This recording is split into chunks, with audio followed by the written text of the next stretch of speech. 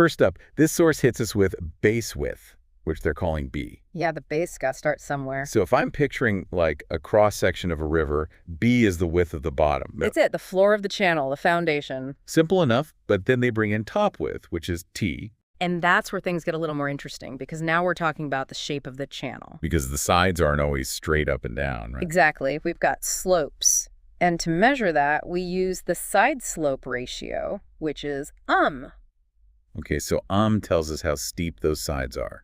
All right, then we get into wetted area and wetted perimeter. And this is where I start to feel like I need my calculator. Don't worry, the formulas aren't as scary as they look. I hope you're right. So wetted area, or A, that's the area of the channel that's actually in contact with the water, like a cross-section. And that changes depending on the depth, right? Exactly. Wetted perimeter, or P, that's like the length of the line where the water touches the channel. Exactly. Think of it like tracing your finger along the edge where the water meets the channel. And the form is this thing called normal depth, represented by Now, this one trips people up sometimes. because you think it's just how deep the channel is, right? But it's more specific than that. It's the depth of the water when the flow is, well, normal. Not during a flood or a drought. Exactly. Think of it like the average water level. So is like that sweet spot where the river's just cruising along. That's a great way to put it. And then this source throws another ratio at us, hydraulic radius, or R.